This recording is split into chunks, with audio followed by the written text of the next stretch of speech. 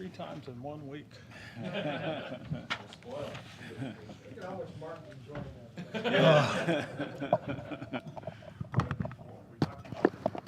Oh, geez, that's right. It's like being in the regular season.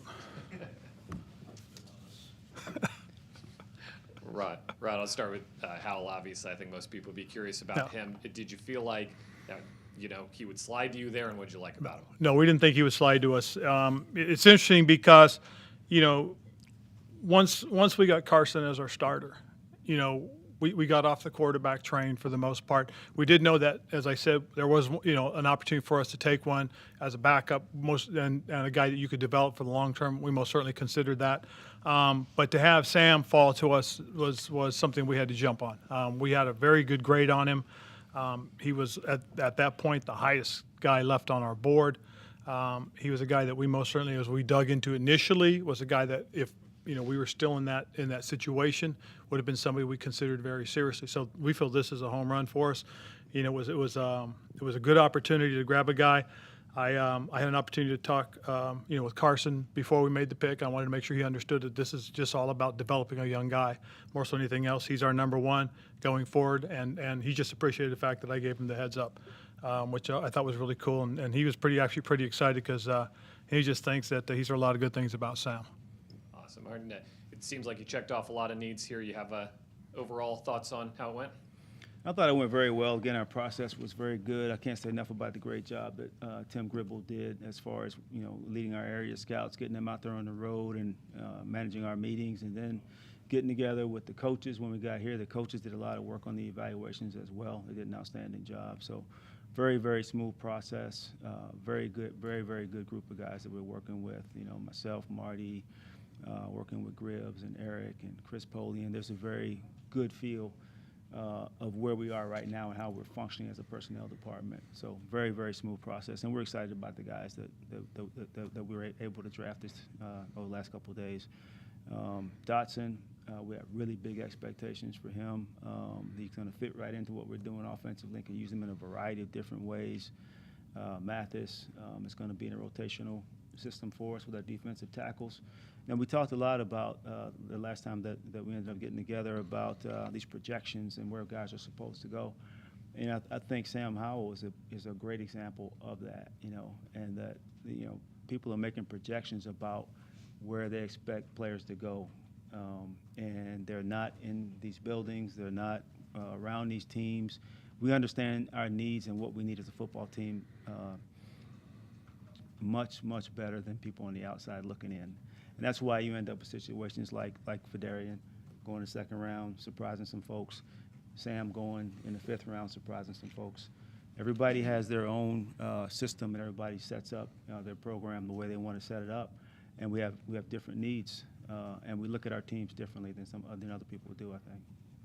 Martin, you made the 2 trades, obviously trading down in the first round and then the other trade. How satisfied were you by kind of the value you got by making the various moves and picking up extra picks and finding kind of the sweet spots in the later rounds? I thought it worked out well for us overall. I mean, you don't always get what you want every single time. Sometimes you're moving back and, you're looking at different, charts and values, and it's not exactly what you want, but it's what you need to do as a football team to try to get better. So I'm happy with the process and the way things worked out. Ron, Martin mentioned last night, obviously, want to have a kind of good play history with guys. How important was it for you guys as a front office to have guys who are polished, who are pro-ready, guys who kind of what they are from that big play history, that you can plug them in right away? Well, you'd like to think that the early on picks that you're anticipating that they're going to be able to contribute one way or the other, and more so, when you get into your top 4, you want some sort of impact from them. We feel like we've got guys that can come in and help impact what we're doing on offense or defense, and that they can also contribute on special teams if they had to, and again, looking at what we did, we have guys that we think that are going to come in, be part of some rotation, be part of some opportunity to play for us, and truly contribute. And if we get anything from the guys later on, that we feel would be an extra bonus. Probably the guy that I think is very intriguing to us more so than anybody is Cole Turner. This is a dynamic pass catcher. He's played in a spread style offense. He's a guy that's a big target. He's got a tremendous catch radius, runs good routes, and knows how to separate it at the right time. And so it's going to be very intriguing as we watch the development and growth of these players, from this point until we get into the season. Ron, you just mentioned the idea of getting some guys to come in and contribute. And if you look at the whole offseason in total, other than getting Carson, it's been largely kind of filling in the gaps as opposed to going and get a lot of starters. Is that because you have guys like Chase and Curtis coming off of injuries, and what Yes. you think is the upside collectively to just sort of bolster them as opposed to? Very much so. I mean, we're counting on these guys. We missed several players last year because of injury. We anticipate getting those guys back on the football field and contributing. And we also feel that some of the guys that we have added are the types of guys that are going to give us some opportunities. I mean, the thing that we got to also remember is that when you bring in somebody like a Carson Wentz and you give up a draft pick, that's basically who that guy is. You know what I'm saying? He is our third-round pick this year. If you really want to say that. So you can say that was something we did to add on to our football team, and so that's how that pick was used, was to get us our starting quarterback. And you've also talked a lot about how year 3 for you, based on what you did in Carolina and just where you think you guys are at, is when you're expecting to take a leap. Yep. The idea of thus taking maybe some more experienced guys, not guys who are longer-term developmental projects. Is that part of that you need that immediate contribution? Not necessarily, but it's always good to have guys that you can plug in and get some contribution from. And again, we're not done because, again, as you take a look at your roster and then you kind of reset yourself, there's still some things that you may want to fill in. Last year, we were able to fill in a couple of spots that we really felt good about. We found our left tackle. We found our returner after the draft. So, again, we as a coaching staff will get together on Monday and, really just sit down and talk about where we are and where we're headed. And we'll continue in the OTA program with our guys starting the phase 2. Going back to Sam, when you said that, the more you watched, the more you liked him, what is it that started to separate him from some of the other guys in your mind? Well, I think first and foremost, it would be unfair if you didn't consider his 2020 season. Just looking back at what he did. I mean, I saw a lot of them last year because they had several players that were coming out, skilled players that we watched. They had 2 really good running backs, 2 quality wide receivers, and we obviously ended up drafting Diami. And when you do that, you get an opportunity to see this guy play. Well, he also lined up in front of a brand new offensive line. And so a lot of things changed from 2020 to 2021. And so taking that into consideration and being fair to him, saying, this is a guy that had a whole group of new starters that he had to try and work with and get used to, and yet he was still very, very productive. They won a lot of games, got into a bowl game, and I believe he threw for over 3,000 yards and rushed for over 1,000, and I think he accounted for something like 30-something touchdowns or something. I'm trying to remember all those stats. But I thought he was impressive enough that, like I said, he was very high on our board, and he was somebody that stuck out when we're sitting there looking at the beginning of the 5th round and just said, this is a value pick, a developmental pick. This is a guy that, has no pressure, where he can sit back, learn from a couple of quality guys, and who knows what happens later on. And then Percy Butler, what kind of role do you envision for him? And what for both you guys, what struck you about him? Well, I think the biggest thing as far as his role is, here's a guy that's going to get an opportunity to compete. He'll compete at a couple spots. Nickel will be one of them, and safety will be the other one. And so because of his skill set and the things that he does, all right, let's go. There you go.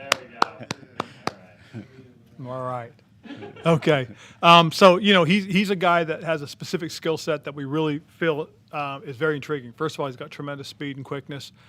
He's a guy that's going to not just help us as a defensive player, but he will also contribute on special teams. But I think this is a guy that can help make an immediate impact for us. Martin? Yeah, I mean, the guy's got speed. He's fast. He's physical. He's got versatility. He can play the nickel. He can play free safety. He brings a lot to the table, and we saw enough flashes of him playing last year. We feel he's a guy who can develop into a really good player for us. And he's a tough player. He played hurt last year, and really didn't make a lot of bones about it. He did the best he could, and while he was hurt, and it was just intriguing to watch a guy that was gutting it out. I mean, that's something that sticks out to you when you talk about players. Was Sam the guy that you were referring to on Monday when you said you had found a guy early that you had liked? We like Sam. Again, as I said, for the reasons that I talked about, I really did. We spent a lot of time looking at his 2020 tape. Took a lot of time looking at his 2021. And I actually, I read a really interesting article about him, and the thing that really was pointed out in the article was the loss of playmakers, and then the loss of the offensive line in front of him, and then the switch to what they were doing offensively, try and capitalize on his ability. This is a guy that can be a very solid future player for us down the line. We're very fortunate to have Carson, as our starting quarterback, and knowing that this is a guy that can take us into the future. And here's a young guy that could, eventually grow into it and become the kind of guy that can back us up for a while. So you feel confident and comfortable in it, and just feel, we've got, two really good veteran quarterbacks with a young guy that's going to be developed for us over a period of time. And for both of you, last year was kind of all about speed, and your first draft was maybe position flex. Do you see a through line this year for this? Is it the experience? What do you think it is? Well, I think more than anything else, it's just a combination of again, filling the needs that we believe we had, but also developing and grabbing guys that are going to help us develop the rest of the way. And again, guys that you can put on the field. Like I said, we're anticipating that a number of these guys, especially the first four, are going to get an opportunity to come out and contribute and play some. So it's exciting to know that, we feel comfortable and confident with those guys. You said last night, Martin, that you guys got tougher with the 2 picks on Friday. Did you feel like that was something you wanted to achieve in this draft, make a tougher roster? We always want to try to get more physical and play a more physical brand of football. You always want to get faster through a draft. You want to get younger. You want to get healthier. Being more physical is important to us, especially in our division. So we feel good about this group of guys, and we think these guys are going to help us. In that way. It's not that we weren't tough before, but I don't think in this game you can be too physical. And Ron, what kind of feel did you get for Sam's leadership and tangible, sort of the off-the-field approach? Well, it's interesting in talking to some of the people that are around the UNC program. He's a very well-liked guy. A lot of players do rally around him. And it was real interesting because, having come from Carolina, just knowing a number of people that I know down in the Carolina area were kind of excited that he's coming up here. So it was kind of a cool thing. Tell you what, just one thing that really impressed me about him last year was the pro day at North Carolina. When all those guys were coming out, he came out and threw for those guys. And a lot of guys would not do that if they didn't have to. And he put on a show. He put on a show, and I was there. Marty was there. We all saw that. He really caught my eye on that day, and I started watching him. And, I was really impressed with the season last year. And like Coach said, he lost a lot of weapons. And I thought they modified the game plan somewhat to try to adjust for that, which I think took away from his ability to play his best ball this past year. So I'm really excited about having him with us. And with him in the mix, is Taylor still number 2? Mm-hmm. No, Taylor's our backup. Okay. Again, as please understand that this is a guy that is going to grow and develop over a period of time. There's no hurry to force him out there or anything like that. This is a good chance for him to get a real good education and develop and see what happens. I know one of the positions you've talked about quite a bit is developing that Buffalo nickel. Mm-hmm. Do you have any more clarity after the draft, or is that still a position? No, we feel pretty good about what we did, Nikki. I think as we said, the guy that we feel strong about is Percy. He's a young man that has a very good skill set, and we also have some guys that that are on our current roster that have played that position and have played it well for us. So Percy just helps add to the mix, and we can do some things, I think, with the right personnel on the field. How did Cole Turner stand out through this process, and what makes him such an intriguing prospect, as you mentioned? When you watch the tape and you watch his catch radius, it's really, really impressive. His quarterback, Carson Strong, was a young man that caught our eye initially. Had an opportunity to watch his tape, and there was one guy that kept standing out. And when you watch him and you get an opportunity to watch Cole, you see the catch radius. Carson's a big, strong guy, and he threw the ball hard, threw the ball well with touch, threw the ball, deep balls where the guy had to go get him, lay out, make plays. So you saw this tremendous catch radius from a tight end. And so that's what's very intriguing about this, and I'm not saying he is, but he reminded me of Greg Olson. When the ball was in his area and he was covered, he had the ability to separate using his body, keeping himself between the defender and the ball. And so, when you see flashes like that, and it reminds you of somebody that's a very good football player, you feel, wow, this is somebody we got to continue to watch, and we did, and we followed it. Put a lot of work into the tape. We went and had a private workout, and had an opportunity to really watch him excel. Martin, you mentioned the depth of this draft being really strong and being able to find starters possibly on day 3. Is there anyone from today that stands out as representative of that and something, maybe someone you could see take a big role early on? I don't want to put any more pressure on these players. I mean, they're all young. They're all rookies. All of them have a very bright future with us, and we drafted them for a reason. We believe in these guys, and it's hard for me to find one that I don't think can eventually become a starter on this list. So they're all very talented, and they're all young players coming in, and they'll all grow into whatever role that they end up with. Speaking of depth, do you guys plan to add a couple undrafted guys, or are you guys pretty comfortable with what you have now? No, we're working on that right now. This was as Martin talked about yesterday, just how good the situation looked, in the middle rounds. There's a little bit of a spillover from the COVID situation, and so knowing right now that our scouts are grinding right now, trying to pull a couple of guys that are undrafted. As soon as it ends, we'll be ready to roll. So we're trying to get ourselves ready to go and see if we can pull in 5, 10 more guys. As a whole for this draft, was this the draft that you expected when it was all said and done and you looked at the board? Was this what you envisioned? To a degree, but I mean, with the number of trades and trades we made, Martin was on the phone every day, trying to work something, and it was a little different just because you only had one quarterback go, and that wasn't until later. Just there wasn't where you sat there and said these are gotta have guys, but this was also a draft that as you got into the middle rounds you could fill needs. And biggest surprise from the entire 3 days? Was that Sam Howell was sitting there, in the 5th round. I mean, to me, it really was. And again, we just felt really comfortable that this is, one of those things. And it kind of goes back to the philosophy that if you get an opportunity to draft a quarterback later on, you should always consider that. Think 2 or 3 more. On Sam, you said you had a very high grade on him. There was a lot of speculation before the draft that you Yep. guys might take him at 47. Would you be willing to say that you had a second round grade on him? Would you? We had a high grade on him. Were we going to take him early? No, because we feel very comfortable with what we've done with Carson. We really do. I mean, we like Carson. We believe Carson's our guy going forward, and we believe he can lead our football team. And when you have the type of backup that you have with Taylor, you feel great about it. I mean, it's a good situation, and quite honestly, we needed a third quarterback, a guy that we have to have develop and kind of be ready just in case. And now that the draft is over, and obviously you're going to be involved in the undrafted free agent market, would you say that you're probably going to be very busy in terms of pursuing some veteran free agents in this next tier now that you know what you have in the draft?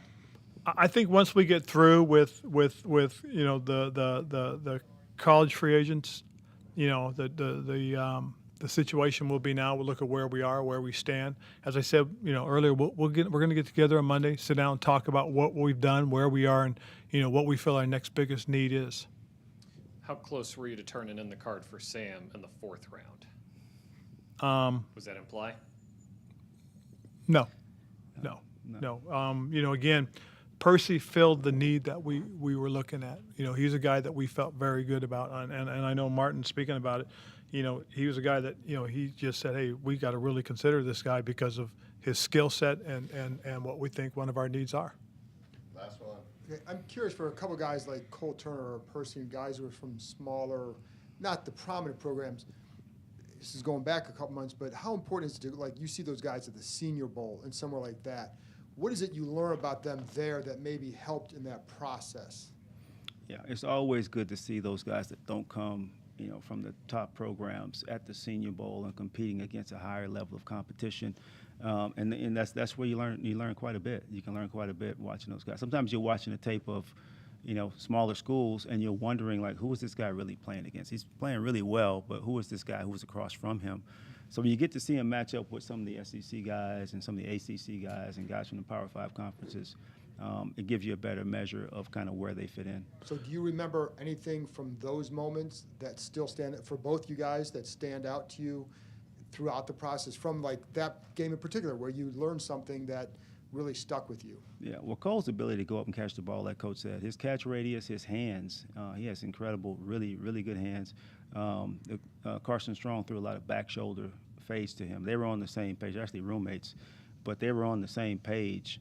His ability to work with the quarterback and to find open spaces was impressive, and you saw that in his games in college, but you also saw that in the All-Star games too.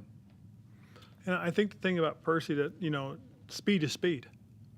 And so he just, he moves fast, he plays fast, he's got good quick twitch.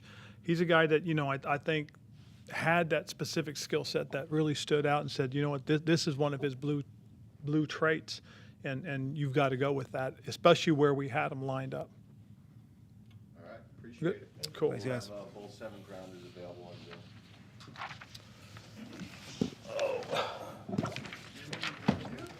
All right. Ben? Thanks, guys. All right, Ben. I hope so. Wednesday.